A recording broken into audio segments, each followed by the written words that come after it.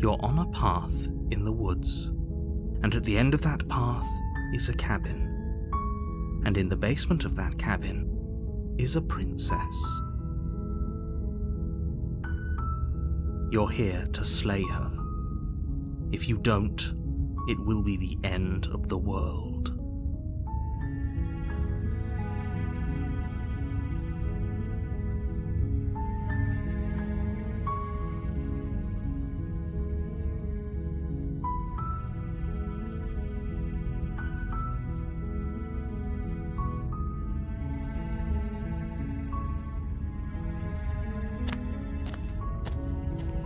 You make your way up the short path to the cabin. A warning before you go any further. She will lie. We're not going to go.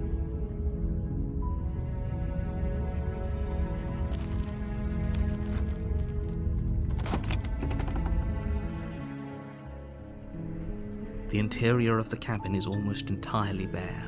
The blade is your implement.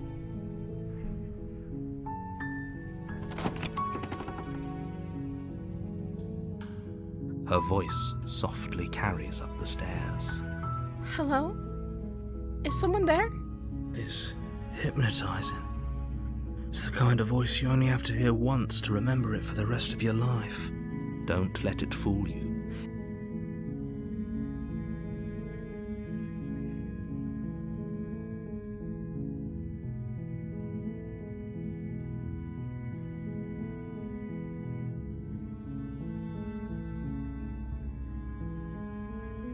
Don't be a stranger.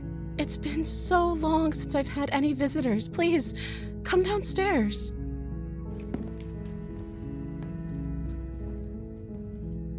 You walk down the stairs and lock eyes with the princess. There's a heavy chain around her wrist, binding her to the far wall of the basement. She's beautiful. I am begging you to stay focused. Hi.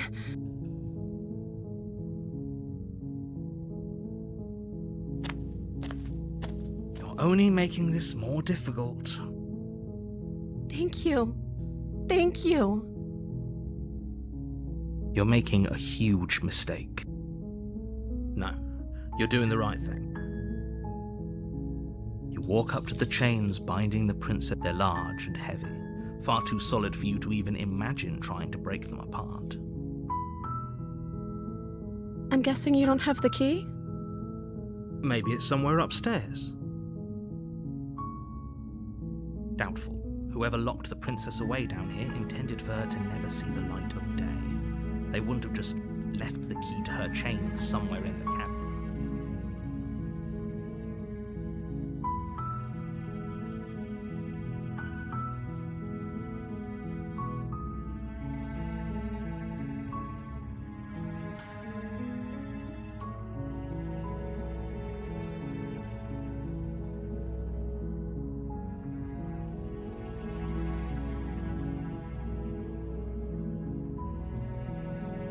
Okay, I'll be here. Good luck. You attempted to make someone else here.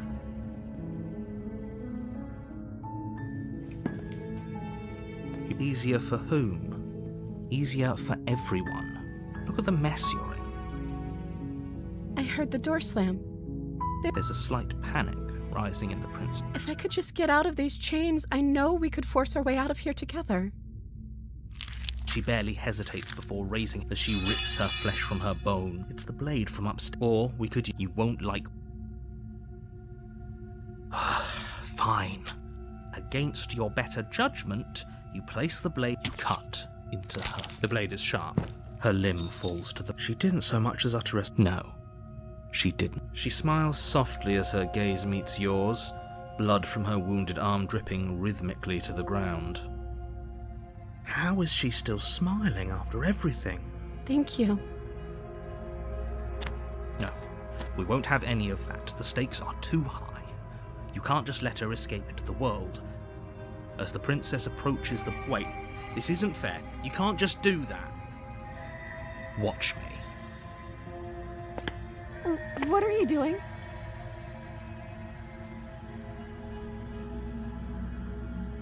Stop that.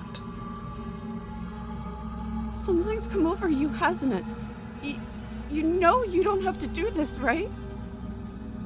Your body lunges forward, the blade held low, ready to sink into her heart. But the princess dodges, stumbling back against the wall before the blade has a chance to connect. Stop it! Stop trying to resist me. I'm trying to get you out of here alive. The blade! Move the blade! As your body remains frozen in stubborn resistance, the princess takes a cautious step forward. We both know this isn't you. She nervously reaches towards you and takes the blade from your infuriatingly rigid hands. What are you doing? I'm sorry. I'll try to be quick. She plunges it into your chest, tearing through flesh and sinew. It is agony. But you aren't dead yet. Oh no! I'm so sorry. Stay strong. We can tough it out until it's done. For her sake. For her sake? Don't you start pretending that dying a painful death is some sort of heroic gesture. The two of you have literally doomed everyone. Whatever. She sinks the blade into your chest again and again and again, and you feel every inch of burning pain that slices its way into your body. I'm sorry. She doesn't know how to use a knife, does she?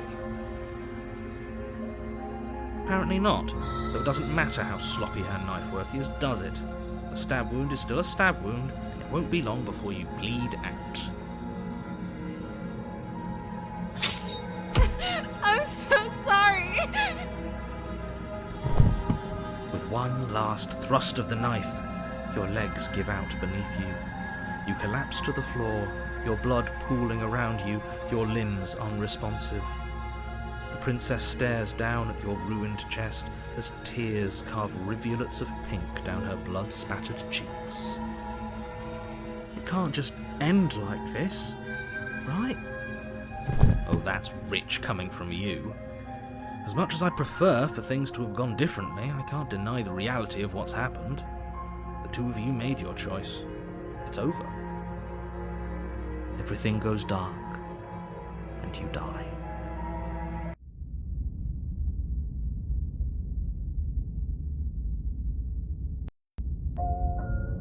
You're on a path in the woods, and at the end of that path is a cabin. And in the basement of that cabin is a princess. You're here to slay her. If you don't, it will be the end of the world.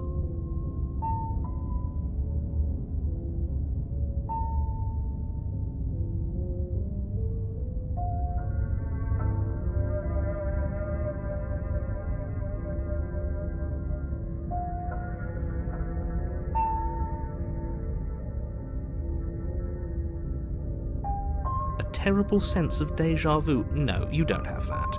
This is the first time either of us have been here. If he doesn't remember what happened, then maybe it's best to keep it that way. Yes, he didn't approve of us last time, did he? If we're going to save our beloved, we'll have to be sneaky about it. Our beloved? Yes, you'll have to be very sneaky about your intentions if you're going to try and save the princess. Ah, so all of the cards are on the table. Then you should know that we and the princess are in love, and the four of us will be foiling any and all assassination attempts you've got in the works. We'll see about that. Whatever you do, just be sure to ignore him specifically. It sounds like he's the sort who'd sacrifice the whole world for a peck on the cheek. What can I say? A world without love is a world that isn't worth saving.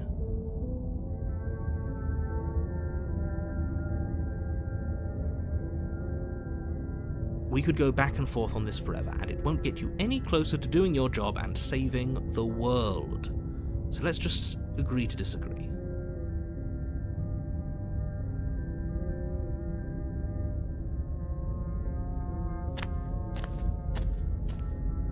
A warning before you go any further. She will lie, she will cheat, and she will do everything in her power to stop you from slaying her. Don't believe a word she says. We already told you we're not playing along with your little game. It's your lies that can't be trusted. Her beauty is the only thing in the world we can believe in. I think we've already been over this. I'm pretty sure he just likes the sound of his own voice. I do, but I also speak from the heart. My passions are too great to be stifled. They must be expressed. Sure, yeah, your passions are strong and all, but not everyone needs to hear them. Some things are better kept quiet. Don't pay their bickering any mind. Focus on the task ahead.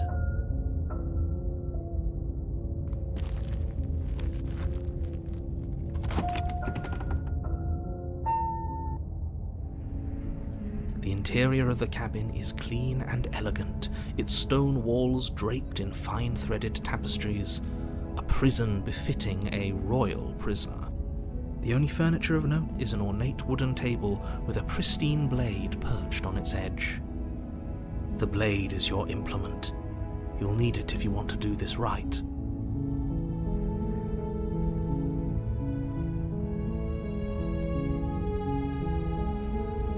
That's because there isn't a mirror. There's a table, the blade sitting on the table, and the door to the basement. There's nothing else in here. There's definitely a mirror. There isn't. I'm sure the princess would tell us there was a mirror if she were up here. In which case she'd be lying to you because, again, there isn't a mirror.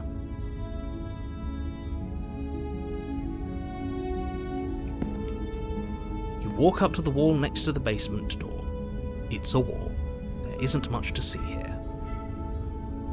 This really isn't funny. You reach forward and rub your hand against the cabin wall. I hope you know how ridiculous you look right now. But it was there a second ago.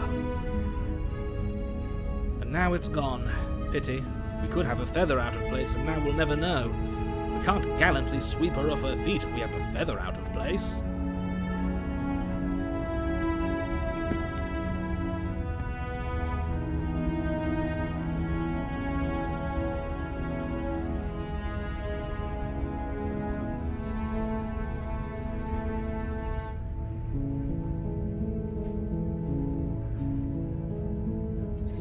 You take the blade. I suppose. Hopefully it doesn't put her on edge, and there's no use arguing over motive.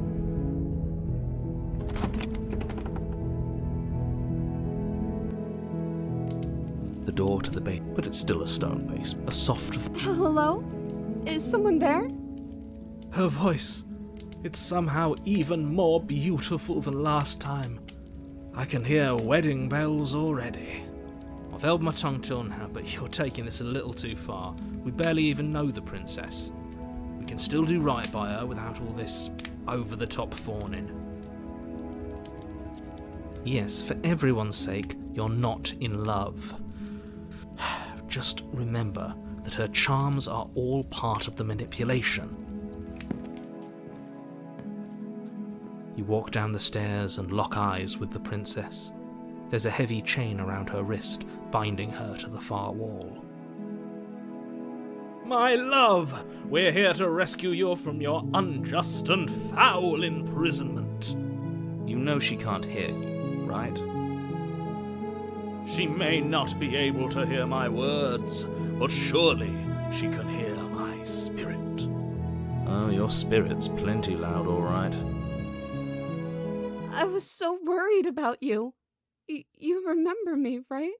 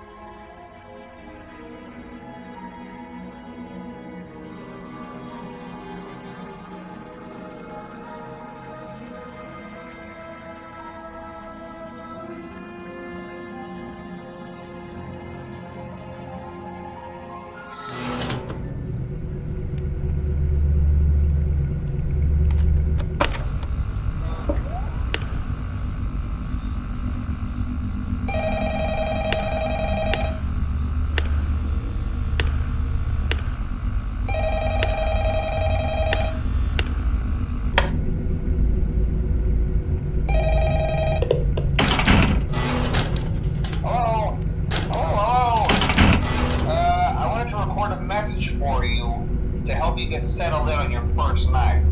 I actually worked in that office before you. I'm finishing up my last week now, as a matter of fact, so I know it can be a bit overwhelming, but I'm here to tell you there's nothing to worry about. You'll do fine. So let's just focus on getting you through your first week, okay?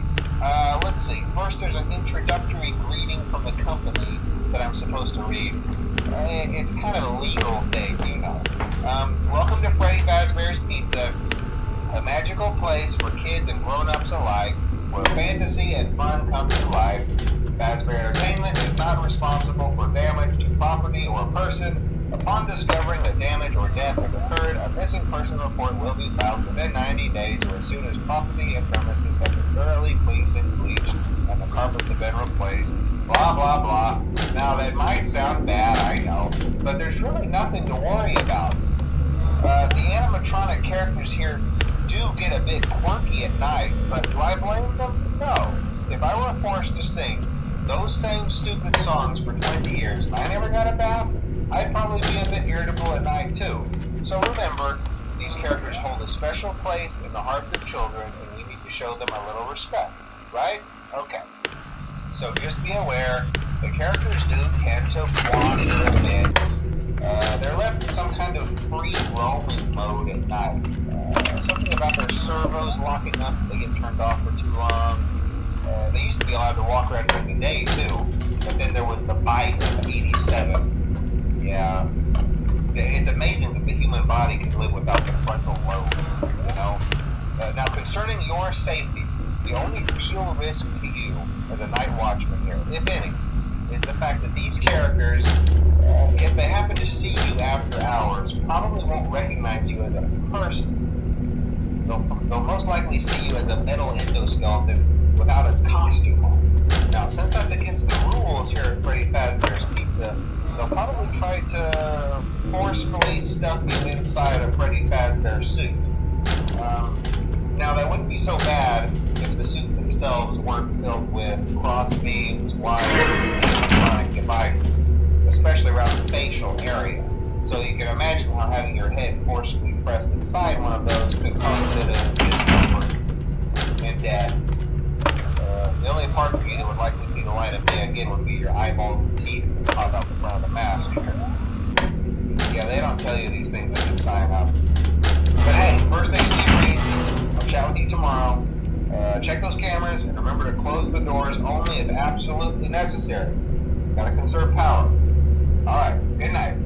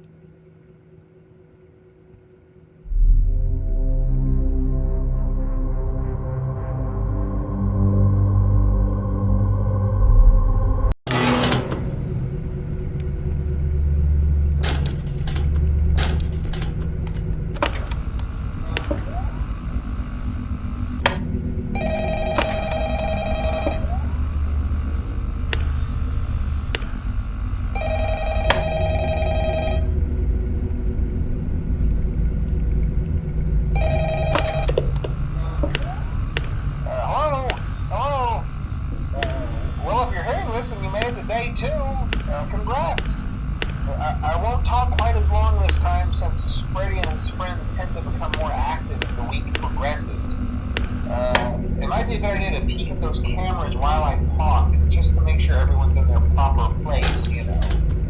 Interestingly enough, Freddy himself doesn't come off stage very often. I've heard he becomes a lot more active in the dark, though, so hey, I guess that's one more reason not to run out of power, right? I also want to emphasize the importance of using your door lights. There are blind spots in your camera views, and those blind spots happen to be right outside your doors. So if you can't find something or someone on your cameras, be sure to check the door light. You might only have a few seconds to react. Not that you would be in any danger, of course. I'm not implying that. Also, check on the curtain in Pirate Cove from time to time. The character in there seems unique in that he becomes more active if the cameras remain off for long periods of time. I guess he doesn't like being watched. I don't know. Anyway, I'm sure you have everything under control. Talk to you soon.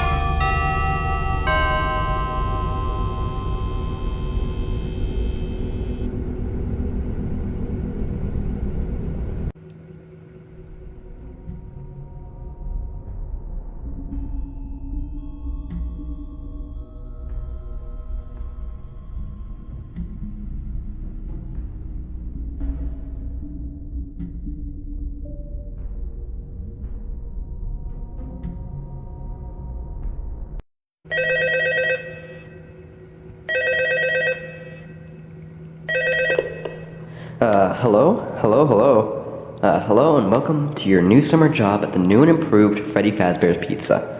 I'm here to talk you through some of the things you can expect to see during your first week here, and to help you get started down this new and exciting career path. Now, I want you to forget anything you might have heard about the old location, Some people still have a somewhat negative impression of the company. It's a shame that all that bad stuff happened there, but I want to reassure you, Fazbear Entertainment is committed to family fun and above all, safety. They really upped our security budget since last time, and they've spent a small fortune on these new animatronics. Some kind of facial recognition, advanced mobility, they even let them walk around during the day. But most importantly, they're all tied into some kind of criminal database, so they can detect predators. I don't really know how well it works, but let's hope we don't even have to use it. With our new security guards and cameras, I doubt anyone with bad intentions would even be able to enter the building. Now with that being said, no new systems without its kinks. You're only the second guard to work at that location, and the first guy finished his week, but complained about conditions. We switched him over to the day shift, so hey, lucky you, right?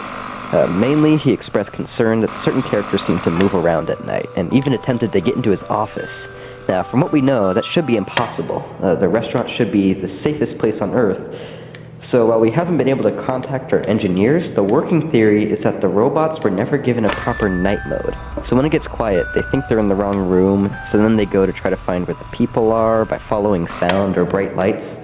And in this case, that's either your office or the generator in the parts and service room. So our temporary solution is this. There's a music box over by the prize counter, and it's rigged to be wound up remotely. So just every once in a while, switch over to the prize counter video feed and wind it up for a few seconds. It doesn't seem to affect all of the animatronics, but it does affect one of them. As far as the rest of them, we have an even easier solution. You see, there may be like a minor glitch in the system, something about their facial recognition not working in the dark. We're worried they might automatically notify the police if they think you're a criminal, so hey, we've given you an empty Freddy Fazbear head. Problem solved. You can put it on any time and leave it on for as long as you want. Eventually, anything that wandered in will wander back out. Something else worth mentioning is kind of the modern design of the building. You may have noticed there are no doors for you to close, but you have a light, and as long as none of the animatronics get close to the generator, the building shouldn't go dark. I think that's it. You should be golden. Check the lights, put on the Freddy head if you need to, keep the music box wound up, piece of cake. Have a good night. I'll talk to you tomorrow.